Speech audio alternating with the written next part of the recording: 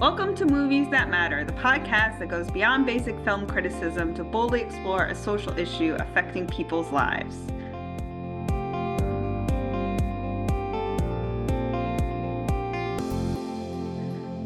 I'm Nicole, and with me today is...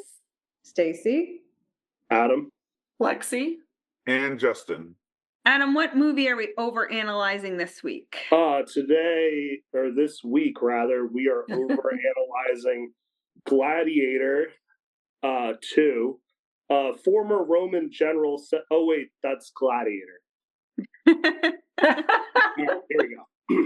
After his home is conquered by the tyrannical emperors who now lead Rome, Lucius is forced to enter the Colosseum and must look to his past to find strength to return the glory of Rome to its people. All right. What did we think? Sum up my feelings thusly. All the realism of Triple R without any of the heart or fun. It wasn't very good. It was at least, I would say it was fun Ridley Scott bad, so more like House of Gucci, Exodus, Gods and Kings, instead of the other end of the spectrum, Napoleon, joyless. There was at least some fun stuff going on in this movie, but it had literally no reason to exist at all. None whatsoever. No. So, I'm a hater. And we'll get into the original, but I didn't like the first one. And the first one was a lot better than this one. It wasn't like the worst movie I've ever seen. I tend to find Ridley Scott long and boring. This one was long, but I wasn't bored. I mean, I was entertained at least portions of it. I wasn't sitting there like dreading every minute, which I have been for some of these podcast movies. But yeah, I can't say I particularly liked it, and I think we're all going to have the same basic reason why. Yeah, it was not the worst movie I've seen in the theater this year. It was not the best either, but I was entertained, and I'll put it this way: I didn't feel like it was a waste of my 2.5 hours. I wasn't upset that I watched it, but I wasn't also like blown away. Outside of Denzel's performance, which I found was like really good. Like that was the best part of the movie. So good. Yeah, I'd say Denzel's performance, Coliseum full of sharks, and beyond that, which I'm going to keep talking about. As soon as like when the door came up and you saw the reflection of the water ripples on their faces, I started clapping like a little kid. I was so excited. Beyond that, there were points where it was like laughably bad, where I was actually laughing at what should have been serious scenes. Because it was so just such a hack job. It was just really, really poorly done. It was really poorly directed, guys. Yeah. So poorly written. Can we let Lexy weigh in on her thoughts? Yeah, I thought it was fine. So when I saw this movie on the list, I'll admit I didn't see when I saw the list, I was like, oh, I gotta see the first Gladiator because I never saw it. I think for whatever reason I missed it, even though it's considered a classic, and I still haven't seen the first one. So I watched this movie without having seen the first one. Not having that comparison can only make this one better. Yes. Yeah, and I thought it was fine. I'm sure I'm gonna. Yeah, I think when we get into like more details, I'm sure. Yeah, I imagine we'll have a similar reason as to why this was not that great. I mean, like the sets were cool. You know, visually it was very fun to watch, and I understood what the story was doing, and I looked up like a very brief synopsis of what happened in the previous movie, so I at least had some context to like what we were going into with this second one. I agree with Justin that Denzel was probably like the best part of the movie and the only character I really cared about. A reviewer said he figuratively and literally stood taller than everybody else in this. Yeah. Because I mean, like, yeah, I mean, I like the actors. I like the cast that they had. What, Nicole's giving me a face, but I like Pedro Pascal. Much shade is being thrown. Paul Mescal was bad. Who is that Joker? What? No one, Like, and it what? didn't work. Like what? So he was in what I know him from is he was in All of the Strangers last year.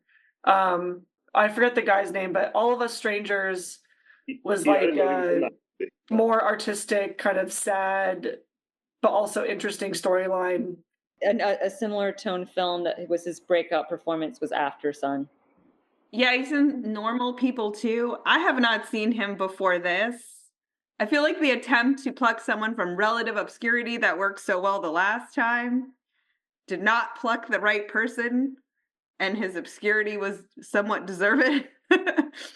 Like, making a star out of Russell Crowe, hell yes. Like, he did an amazing job in the first Gladiator, and he was terrific. But like, Paul Mescal ain't it, man. He just isn't. It doesn't help that they surround him with like literally every other character is more interesting or pops more than him. Yeah, I was thinking like the things that I like are the reasons I'm liking these people are all from outside of what I know of them outside of the movie. Like it's not coming from the movie itself. Well, whatchamacallit, Connie had one job and one job only in both movies, which is to stand there and model excellent clothes. She did it well both times. Unfortunately, in the second movie, she had somebody else also acting and modeling fabulous clothes, and that just was not a good look for her this time around. So I'm like, I don't think she's a particularly great actress, but she did fine. Is that Pedro Pascal's wife in the movie? Yeah. Yeah. She wore the heck out of those clothes, though. I mean, she did, and they were great. I don't know, did anyone care for the emperors? They were comical in a way where I'm like, all right, these look like Tweedledee and Tweedledums, sort of what I was calling them in my head watching. Meant to do a little more research as far as the historic accuracy of them. Like, I'm just curious. Get a life. What was that? I said, get a life. Isn't that what Ridley Scott famously said when they criticized him for Napoleon? He was like, oh yeah. They were like, it was historically inaccurate. And he was like, get a life. Yeah, I was just curious because I know like whether or not they were actual emperors. I wasn't sure because I knew for first one that Marcus Aurelius and Commodus were actual emperors. So figured that these were too. But yeah, just again, Tweedledee, Tweedledum. That's what they were to me. They stacked up better against Joaquin Phoenix than Paul Mescal did against Maximus. So they seem to be going for that, like, discount Commodus, but you get two for the price of one. I was wondering if that's what Ridley Scott thinks Gen Z is. Are those two guys? Like when he thinks of like young people and what they contribute to the world. I'm like, is that your expression? I don't have any evidence for that other than that's a thought that went into my head while watching the movie. I wouldn't be surprised. Like, and I'll probably make this comment later, but that he's kind of, from the quotes that I've heard of him about movies in general, he's kind of old school elitist typer in that realm. And kind of has been from like day one. There's all kinds of stuff from like Blade Runner about him, just like, you know, treating crews poorly and just like acting like he had it all figured out. It's like, well, you kind of do, but I don't know. Yeah. I don't know. I think he's got Joe Biden syndrome. Like he was quite accomplished for an experience for a long time, and he's just kind of gone demented now. And I don't really think he has any more to contribute, and he needs to move over and let someone else direct a film. Ouch, harsh words. I can't say I disagree based on the last two, though. No, yeah. This was an improvement over Napoleon for sure, though. Yeah, I agree with that. Like in every conceivable way. Napoleon was highly comedic to me. Whether that was intentional or not, I'm not sure, but I found it to be almost a historical comedy. It was bad in a different way for me. But I mean, I think so. At the heart of the movie, the problem is that like Paul Mescal just doesn't have he doesn't have any charisma or magnetism that made anyone think that this guy would like be this uber gladiator that everybody would follow. Like it just didn't work. They also don't even show any scenes of him ordering people around in like a regular battle in the beginning either. Like there's no context for, I wish they had kind of like leaned more into like the loner sort of like, I don't care about anybody else, and he like fights for himself the whole time, and that's kind of like the plot of the movie, right? Is that he's kind of like rebelling against this destiny or whatever that like the world thinks he has. That's like a more interesting story than what they did, but that wouldn't have been Gladiator just like 24 years later. Also, why did it seemed like it was like wanted it to be like a twist that he was the nephew, but also like that we knew that. Like the movie literally played it both ways. I was wondering about that because for me it was a twist, but I also didn't know. Like I had such a brief summary of the first one that I didn't get to that level of detail. Like I knew Russell Crowe is obviously like the main character, and he like dies in the end. I had no idea about the son or the wife character from the first one. And so for me, it was a twist, but I can see why if you watch the first one, it's kind of awkward. And then also kind of branching off of like different ways it could have been done. Like, especially when you open with the, wife, girlfriend dies immediately type trope and don't do anything with it. I'm already soured on this movie. Like they could have had him be angry for so many other reasons, and she either could have been an interesting character or just not a character at all. Yeah, my first note was like, oh, they fridged the woman again. Thanks. Yeah. They try to make you think they're progressive because she's fighting. Yeah. Yeah. Like, I see what you did there. Wait, can someone explain to me though? Like, I literally rewatched the first Gladiator, and I definitely felt like it was implied that there was some romantic history between Maximus and whatever her name was. But to Lucilia, me, what? I think it was Lucilia was her name. Yes. Lucius being his son actually still came out of left field for me. Am I totally No, that's new. wrong on that? That's new, but the movie tries to make it like that he's even related to these people at all seem like a twist. Like no, I agree. I just wanted to make sure. I was like, I do not remember there being any implication in the first one that was Maximus's son. No, very minimal at best. It's more like that they had a thing. Well, I thought it kind of could, because it seemed like the timeline did sort of match in the sense that I believe Lucius was close to similar to like the age of him, or she made some reference when I was rewatching, I believe, to like kind of like the last time she had seen him. It was a similar like chronology, but it was not a big focal point of the movie. If anything, I thought the first movie was more implying that Commodus was the father in a like gross way. Yeah, he definitely had a lot of Caligula elements.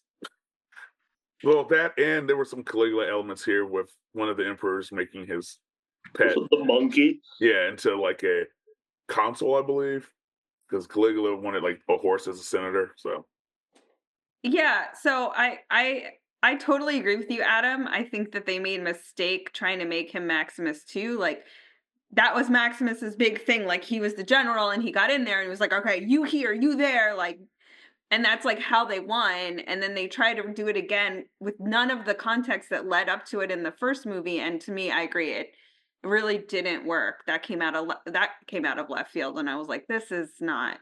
You're trying to like be in a general's in his blood. Like I don't know what. Yeah, I thought they did some interesting things with Pedro Pascal, who my boss saw it and made the interesting point that he almost seems like written in from a different movie. But I do really like that he they like did some stuff where like he's not like all the way bad. Like that kind of like shifting sand in the movie kind of kept it interesting for me. Like combined with Denzel, also you don't know where he's at. That's I think what kind of kept the movie like a little bit more fleet and interesting than otherwise, right? Whenever they're focused on its main character, which fortunately was not a lot of the movie, I feel like. Yeah, and the tension between like Pedro Pascal trying to like tiptoe around the two like kings, I agree was like one of the more interesting parts of the movie. Great death scene for him. Oh, I Incredible. thought that's when I was laughing. got all pincushion When they, up. it looked like sort of a like a satirical scene from an SNL skit, like all these arrows in a digital short, like all these arrows coming at him, and him just like comically dying, and this is impossible. Like, how did all those arrows hit him in exactly the right spot, and the other dude wasn't even like, that's not how arrows work. It was just so bizarre to me that they thought that was a serious scene to put in a film. But yeah, no, if the whole movie had been about that character, it would have been a much better film. Yeah, it seemed like something that went through just like a ton of like not like rewrites, but where they're like, we're keeping everything that we don't want to make the main storyline as well. Yeah, so I would say for me, like the reason I just again I found the first one boring. I like all the interstitial parts that weren't the fight parts were just really boring to me. And watching it again, I remember thinking, gee, for a movie set in Rome, they sure made sure not to pick any Italian actors or anyone who looks remotely Italian to play all these Roman senators, right? Like, thanks, guys. And then, like, in the second one, they're like, okay, so we have diversity, but still nobody Italian. It was like, okay. But, like, I mean, like Derek Jaff could be reprising his role. I don't know what the point was. I didn't like him in the first movie. I didn't like him in this one. But I would say the thing that this movie did better was the Denzel Washington character, because then the interstitials were his part, and he was the only interesting thing happening in the movie. Number one, number two. Your man's flowing robes and chunky jewelry, like, it was all working. It was working. I was like, I think this might be the best he's ever looked. Like everything about that character design, like the hairline, everything about it was fabulous. It was so good.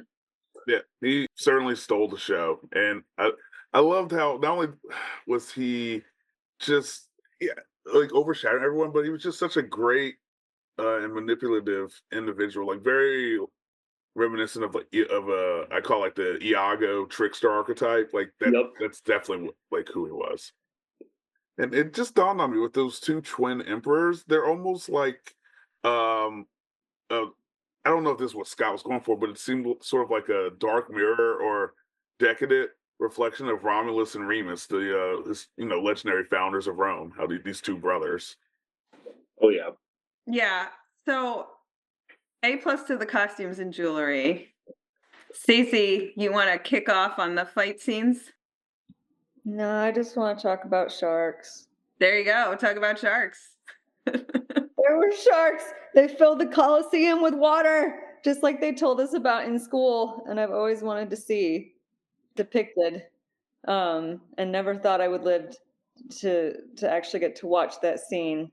I feel blessed to be alive when CGI can produce a Colosseum naval battle.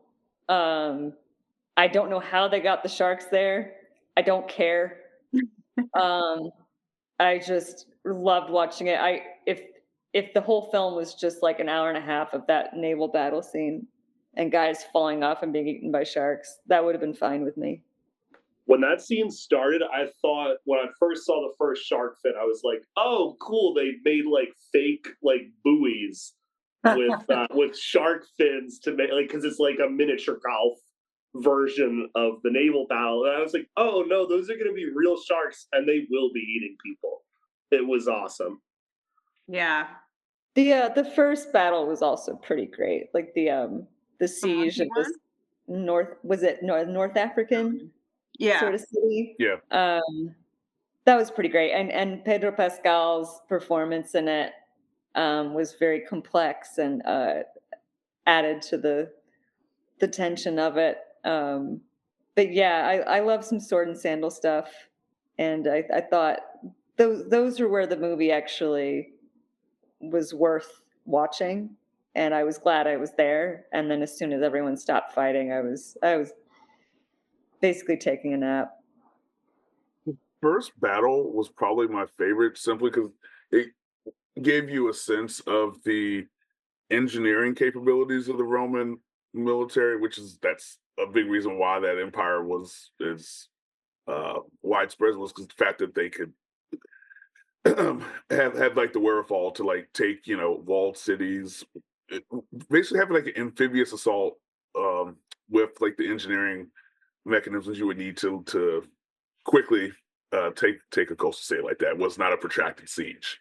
Yeah, I liked the first battle. I didn't like any of the like gladiator stuff. But I felt weird about the animals, which was strange because I'm like, number one, they were definitively not real. And like number two, I'm like the least animal welfare person on the planet, but I don't know. I felt them like killing a bunch of those monkeys. Like I felt strange about it. I was like, this doesn't seem fair. Like, what do these monkeys ever do to anybody? Like, why did they just get sacrificed into this like fight? They were holding their own. They were, which was good, but I honestly like weirdly found it distasteful. And to me, the CG guy got a little bit too obvious, and so the monkeys were the worst CGI I think in the whole movie. It reminded me of, I don't know if any of you guys saw Ad Astra. There's also like infamous monkey scene in that's as bad, and I think it's like they didn't want to do this, like this digression out, but they didn't want to do like Aliens. So like, oh, we'll have them find like a ship with a monkey that got out. And I'm just wondering like why this stuff with like CGI monkeys?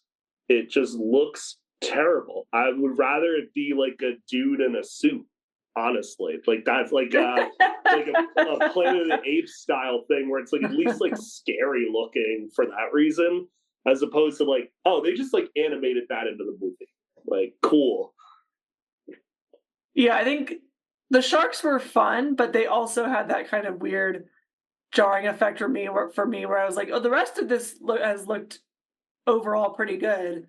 And then we get here and it's like, oh, this is like a different movie now of like, or like there's like different effects of, when something goes so far in one direction, it's like funny and silly to watch. And that's inherently fun, but it doesn't match, the kind of the tier of the rest of the movie. And so it's like, what's happening with these animals and how they look? I agree. Yeah, and I think like Justin, to your point, the opening battle was really fun because you're like, oh, look at them flinging hot stuff over the wall. That's cool. Like, you have that. And then for me, again, what I like about fight scenes is just like the really good choreography of like a deep hand-to-hand battle, right? And that's what the first one did really well. And this one, it was like these sort of CGI, more epic-y things. And then I'm like, that, I mean, I historically on this podcast, like, I don't like the Marvel movies. Like, I'm like, that is of no interest to me whatsoever. I just don't find it entertaining, particularly. The fight in front of the two emperors, I thought was like awesome. Like that one really had some grit to it. Like the hand-to-hand, like show off, like things are breaking. Mm-hmm. There's like that I thought was really great in terms of choreography too. Looked like people were getting hurt. I mean, I felt like the most stakes of the movie, agree with me or disagree, I'm curious, like, was when the crowd threw the rolling cart. Oh, yeah. Like, over the wall. I was like, yes! Like, that was like the most fired up I was for any battle in this movie. Yeah, they should have done more with that, with like the rabble kind of deciding like, oh, not only are these emperors like terrible, like, well, they're gonna be terrible, but like you're like literally shooting bows into the crowd. Like, no. I mean, that would have been a scene, like a cool thing if that like overtook kind of like the less interesting story we were watching at the time. Yeah, I'd say Macronus's machinations was, for as far as like the plot goes, far more interesting, and it probably helped that these two, idiot emperors were so easily manipulable. You could easily manipulate them. It just showed that they were not very deft at politics, which would seem hazardous to your health in that sort of position. And then from the aesthetic point of view, and this is a me problem and not anybody else's problem, I don't think, but it really felt like the poor man's Hunger Games. There was like too much that was similar to how she set up the Hunger Games, and of course she set up Capital City to have that aesthetic, but then they all just looked like they were in the Hunger Games, and it was really problematic for me. The emperors, I felt like, could have just walked out of that movie. Like it seemed too reminiscent. I also didn't like the little dresses that they were wearing in this one, the dudes. I liked the little dresses they were wearing in the other one better. Without the sleeves, I don't know. Those were awkward looking and they were unflattering to most of the actors. I didn't care for the climactic fight at the end. I mean, I guess it was interesting that they did kind of the representative champion battle instead of using all the armies, but just that, I think I've said before, I hate the trope of like everything culminating in this moment where the guy who wins is the one who can punch harder. Like, that's just so uninteresting to me. I love that it was a 60-year-old man fighting someone who was like 30. That's, I guess, I don't know. It seemed to like, it did feed into the theme of the movie, which was that's who should be ruling, is a guy with bigger muscles who's younger and stronger and less intellectual and can punch harder. That's who we should be making our leaders. But I think that's what is like actually offensive about this movie. It being bad is annoying, but that theme is just offensive. What was the theme of this movie, now that you bring it up? Because I kind of have no idea. that masculine, muscular people should rule, and that feminine weaklings should have their throat slit. Yeah, that tracks with how those governments operated, especially when you essentially got like warlords dictating things. If like, because a lot of those emperors were like routinely killed, so it's yeah. I mean, not saying it was right or anything. It was just sort of how it operated then. According to Foreign Policy magazine, that's exactly the opposite of how it was. The guy that was an emperor at the time was a wannabe gladiator. Mm-hmm. Who spent all his time like fighting in the arena instead of governing, and he was sort of a. Well, let me clarify. I wasn't saying about them specifically or that this was historically accurate. It's just I know there have been plenty of instances within Roman history where you would have people basically marching in with armies and deciding, "Hey, I'm in charge because I've got more people and I can like enact things through like violence." That's all I was getting at. Oh, that's fair. I felt like we kept talking about the dream of Rome, and I'm like, I don't know what the dream of Rome is, like, means or represents, or like I was like, I don't understand what you're trying to say here. Like, it was an appeal to go back to the Republic prior to like Julius Caesar, and even with him, he was the culmination of like 30 to 50 years of civil wars that routinely just led them to like consolidating power into like an executive. Because historically, they started out, they had Romulus and Remus. Romulus is like the first king, and I think they have 7 kings. And said, no, we're going to get rid of that, and we'll have a republic where people can vote. And yeah, and then eventually it just trends towards, Caesar consolidating power, making himself a ruler for life. And then the Senate's like, oh, we're doing this to make things, back to the republic, so we assassinate him. But you end up with his adopted nephew becoming the first emperor. So. Congratulations. That's how you get hundreds of years of imperial rule. Okay. And what was better about it being a republic? Oh, I'm not saying that it was better, but I guess, some people like to romanticize the past because See, I mean, Augustus is emperor around like I think 27 BC. This is what like in 200, so it's been a couple hundred years. So people are like, oh, the good old days when we were a republic, but it was like, yeah, it was just like a rich elite still ruling. And if you look at like Caesar, he part of why he was popular was because he was appealing to the masses and like saying, no, we need to make life better for those people. But of course, Caesar, I would say a good analogy in American history would be like imagine a Huey Long type character, but also very good at winning battles. Okay.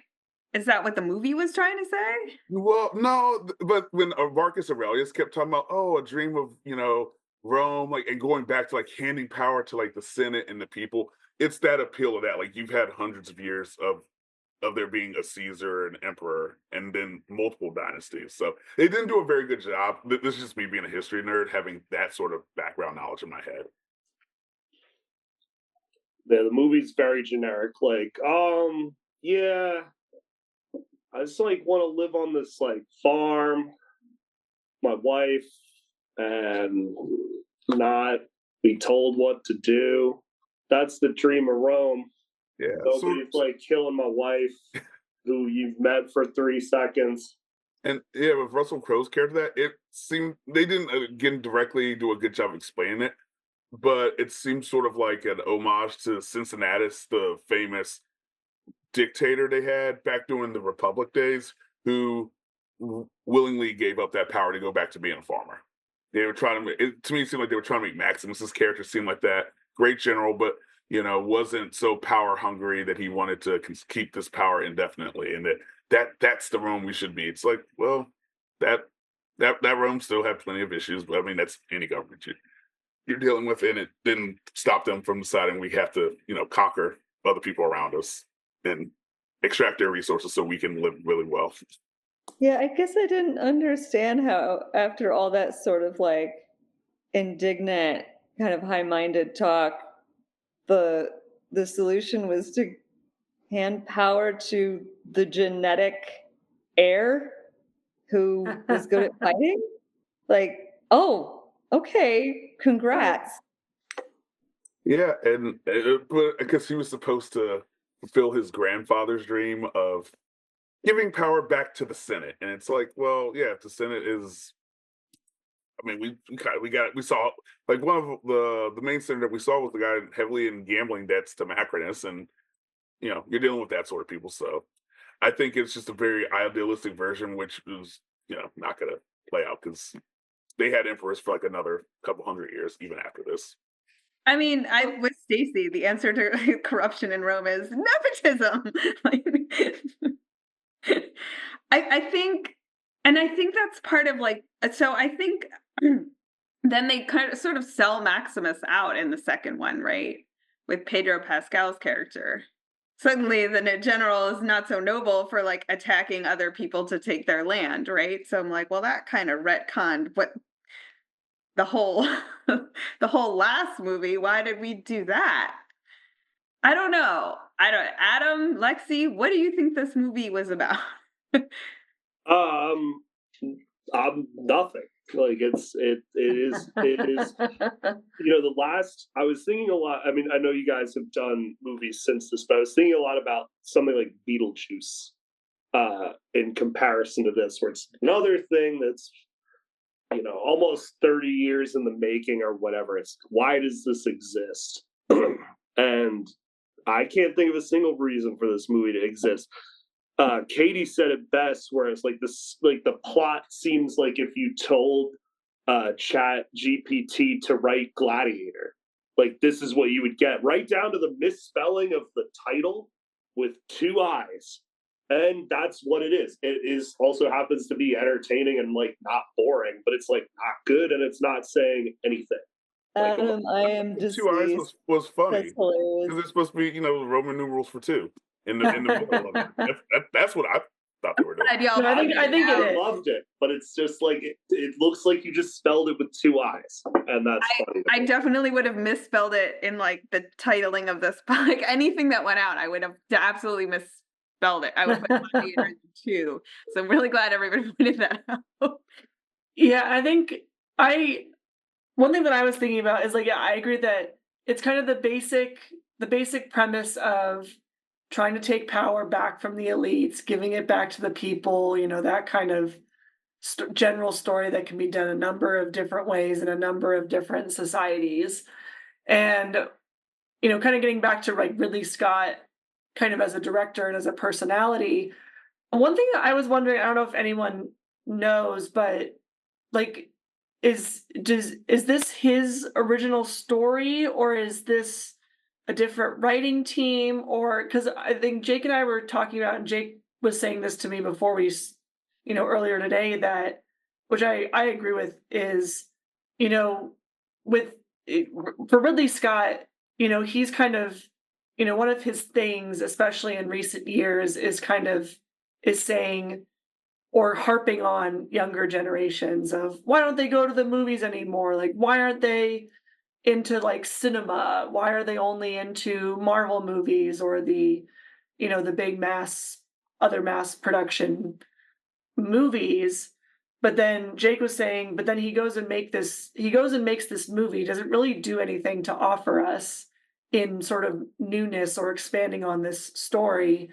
And it's kind of it's really a cash grab because it's associated with the Gladiator name, which you would think that he would be against with all the rhetoric that he's spit about movies over the last, 5 years. And like when I am thinking about sequels, I'm trying to think about, okay, does this movie stand on its own even when you start to take away the finesse of it being attached to this like bigger property that comes from the first movie? And if you take away the gladiator aspect of this movie is, I mean, we already think it anyways that we didn't like it, but then you just like it even more. So yeah, I think I'm wondering I'm starting to wonder how this movie kind of came about more, especially since it came back so later, if he was pushing forward or studios were pushing forward or whatnot, considering his like stances on cinema, so to say. There's like a million unmade Gladiator sequels from over. That's like a good rabbit hole to go down, including one written by my guy Nick Cave, where it's Maximus journeying through the underworld. That's like a real screenplay that was written for a Gladiator sequel. Would have been probably better than this. Yeah, it does sound cool. I guess they took some of those elements where it looked like Hano was seeing his wife with, I'm assuming it was supposed to be Karen or whatever, or Charon, whatever his Latin equivalent is. I just know that was the Greek name. Yeah. But burying the dead across sticks. That was hard. That didn't need to be in the movie at all. Yeah. It would have been cooler if there had been more or none. Yeah, I think so I'm conflicted on a couple points. So Lexy, like it is the same writer, David Scarpa. But I think like again, having rewatched the first one, I'm like, this is bad. Like you didn't write the first one, by the way. It's bad. Like this is not like a good movie. How did this get such acclaim? And like one of the things that unfortunately, like you have such a great actor in Russell Crowe, you kind of don't notice how bad it is unless you're really paying attention, right? And so then you make this sequel and you stick this Paul Mescal in these, in the middle of it, and you're like, this doesn't work at all. Like all of a sudden the clunky dialogue just becomes so much more obvious. So I think like to me the first one is really overrated. But also like again going back and watching like, and I'll just say for the record, I have always been a Russell Crowe fan, so that was not new to me. Like he's a great actor. I've never seen him do like a bad job. Like he's great. I've always liked Russell Crowe, and I've always thought he had a lot of talent. So that wasn't new. But it's like watching it again, you're like, oh, he carried this movie. Like they were so lucky they found this nobody Australian actor to like, shepherd this thing along, because it wouldn't have worked if you hadn't had somebody who could really just sort of elevate the material. Well, that movie's impact is also kind of impossible to overstate, where it's like kind of like Unforgiven with Westerns. Gladiator is with like these swords and sandals movies. All of a sudden, we see things like Troy, Alexander. Not the greatest movies, but people are throwing millions of dollars at stuff like this again. All of a sudden, it's a genre because, and you know, even the Oscar trajectory is similar to Unforgiven. Agreed, 100% agreed. Like, this movie was beloved. Yeah, and this movie will not do any of that stuff. And it is, again, I've been wrong about this almost every other time before, but I still am going to say, and this is not going to propel Paul Mescal to international stardom. So, but I do think, like, it was just such a weird, like, yeah, war is bad, but like, Empire also bad, Republic good, even though the senators are bad. Like, Right. Like, when they're talking about giving power back to the people, at no point do the people constitute the vast majority of people who are constituting the subjects. It's just, no, it should be these wealthy people, these other wealthy people who aren't, the emperor should have more say. That they don't really get into that, but that's really what's like being implied there. yeah. And then to Adam's point about the popularity of this movie, the sword and what is it? Sword and Sandal, Stacy? Sword and Sandal, like, was super. I went back and watched Spartacus. I will say at some point I got confused as to what was in Spartacus and what was in Gladiator. The first one, like, I watched them back to back, mistake. And I was like, like, what was, so then, like, what is the appeal of this genre, as it were, subgenre? And I'm like, I like it because it's a lot of hot men running around in little dresses and fighting. I'm not sure. I'm like, well, I don't know why men like it. Garrett being the exception. Well, I mean, as we all learned last summer, men are every 15 minutes thinking about ancient Rome. Oh yeah, that's right. Nicole, what did you think of the "I am Spartacus" moment in this movie? I was like, Nicole really? probably threw a shoe in the theater at this. Yeah. I shot Pedro Pascal with that bow and missed. Yeah. Or I guess that was a cool wrinkle. They thought he was shooting at the Emperor, but we all know he was really going for.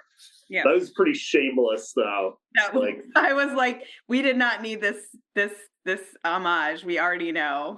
Or the "in this life for the next" requote was also really annoying. It's like, I will not be your instrument in this life for the next. You're just like reminding me about a better movie. That's all you've done. Same with the animated opening that we didn't need.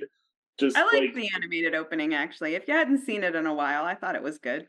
I would ban that from literally every sequel. That would make every Jason movie 60 minutes long, but so be it. I hate that. Hate it. Read All fucking right, stuff. what's the appeal? What do we like about a sword and sandal movie? Violence. Yeah, people. Arms getting cut off, legs getting cut off, heads getting cut off. Yeah. You can do that in any kind of movie. Why set it? Because that's when swords were used. That and sword. And in our country, Rome has such an outsized influence because they were just, so many languages people still speak today derive from Latin, and like just that influence looms large, at least in Western culture, like the imprint of that particular empire. So people have that appeal, and then obviously, like Adam said, people like watching violence. Football is a very violent sport. We love watching that now, and then our stadiums are a lot of them modeled off that Roman Coliseum, and clearly a lot of people were in there enjoying watching people. We literally call them arenas. Yeah, yeah. This wasn't necessarily the case in this movie, but like armor slamming together is like one of the greatest movie sound effects. So it's like clanking around, just like it can be done really well. Not in this movie, but other ones. I agree with you, Nicole, that part of the appeal is the hot people of any gender, if they're including women, any gender, but it's mostly usually men. But Any of us see Troy. I mean, but also, I mean, calling back to I think your guys' previous episode on Nope, that it's all about the spectacle. It's the violence and even as Adam was saying, the armor and the grandness of the Colosseum, or the romanticizing of this like ancient time, even though there's a lot of issues going on. I agree with you guys. Like it's all a part of it. Of like, and I think also for like, maybe this is just me, but even if I know a movie is fiction, if I'm watching something that's more historical style, I like to pretend that I'm learning about history. So that's also a fun part of it, even though it's probably mostly fake. Was there a single real person in this movie? I don't think so. Yeah, the emperors, I'm pretty sure, are the names of like actual emperors. There were okay, cool. Yeah. I literally did not know. Yeah, they were.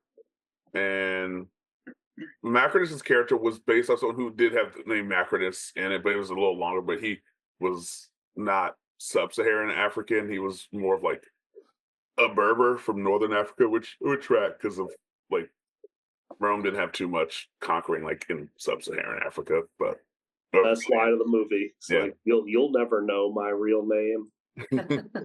Oh, Yeah, I don't know. As cynical cash grabs go, this feels like one of the more depressing ones. I will say it was not boring, and I was entertained the whole time. But it was stupid and bad. Are you And not not good. entertained? Yeah. The answer to that would be yes. Not in a way I particularly care for, but You know what would have made the movie more interesting is if we find out that it actually was written by AI, and this was all performance art on Ridley Scott. It was all bet that Ridley Scott made.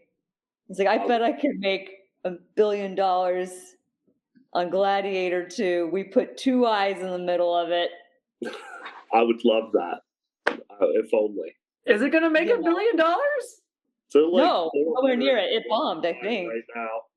It's made more than the budget bag. Like I think it's made about 300. Oh, it did? Million. Yeah, it's made like 300 something million. But it's and over 100 million in the U.S. So Which is doing better, Wicked or this? Wicked's made more money. Wicked did way better. Yeah. Yeah, it's my sense.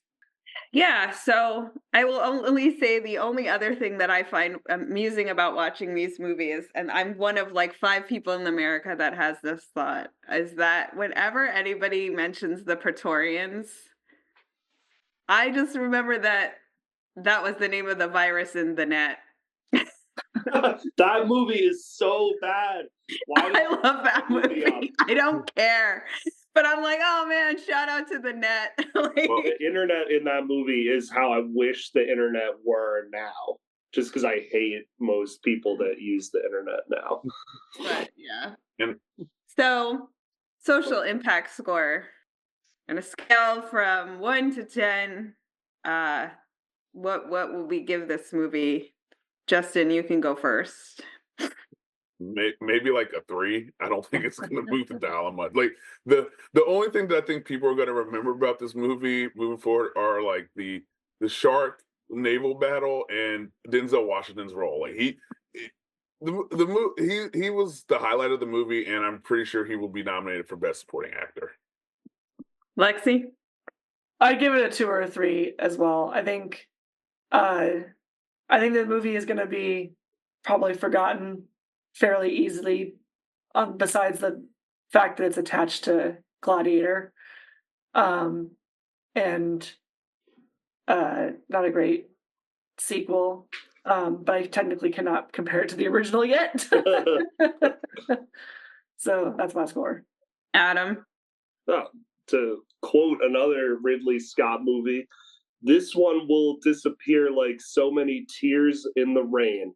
0. This is like, and again, I probably would watch this movie again. Like, that's literally saying nothing. But it will have no impact. And that's probably a good thing. If, because if they keep making movies like this, it won't be because of this movie.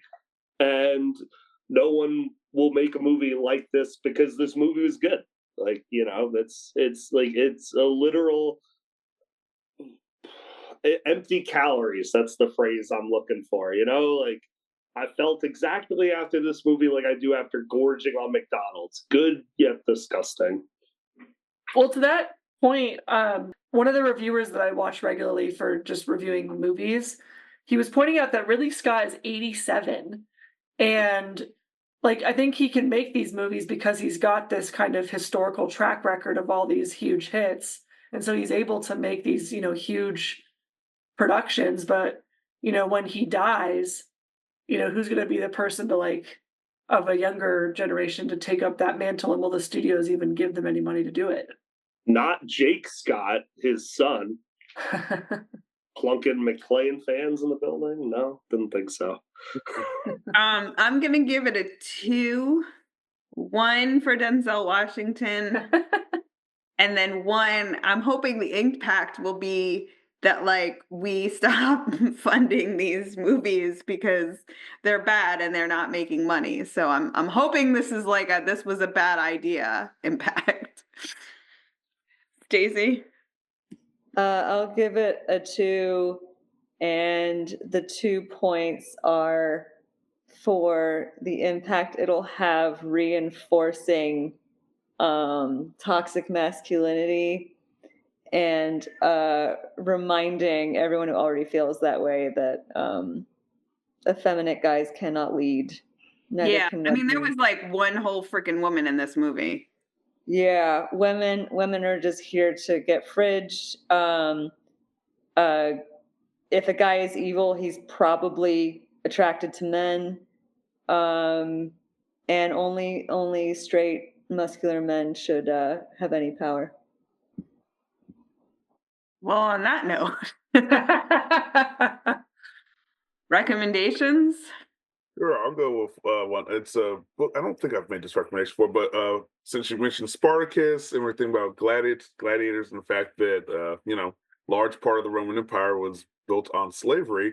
Great book I read was called Black Spartacus. It's about the epic life of Toussaint Louverture. So it's about Toussaint Louverture and the Haitian Revolution. So very good book, and it's highly informative about that most successful slave revolt in human history. It is available at Lost City Books in 2 sections: His Colonialism and His Caribbean. In DC. In DC, Adams Morgan.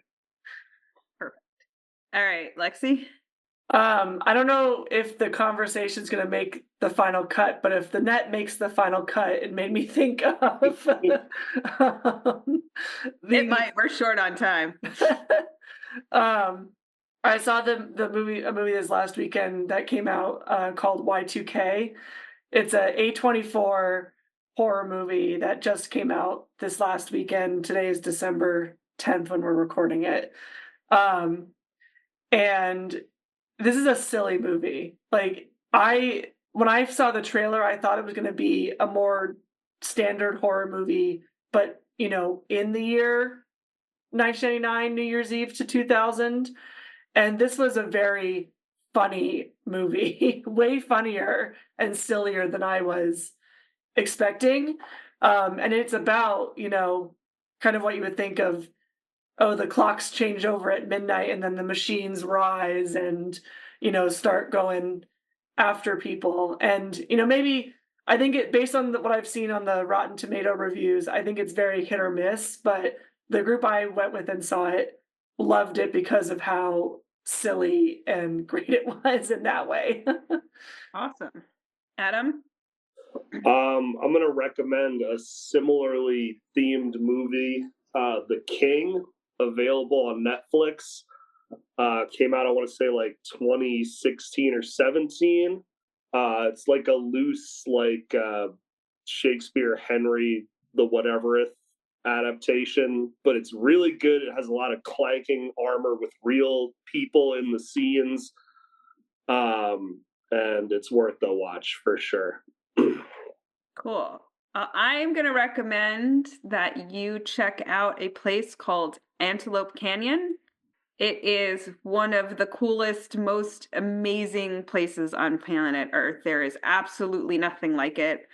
The tour group, the group I went through, at one point someone was like, this feels like a movie set. Like, it just didn't seem real that the earth had formed this way. It is on Navajo land. You got a Navajo guide to take you through. And my guide like spoke Navajo, so I could hear some of the language. Like, that was really cool. So like the whole experience of it all was amazing. There's also lots of other things around there to see, but like, if you are at all a travel person, put Antelope Canyon on your list. And incidentally, not considered sacred by anyone. So it's perfectly fine to tromp around there. You're not bothering anybody. Yeah. Well, we hope you enjoyed this episode of Movies That Matter. If you did, check us out at moviesthatmatterpodcast.com. Send us an email at moviesmatterpod@gmail.com. Leave a comment on our YouTube page. Hit us up. We're here to talk. And remember, movies matter. And so do you.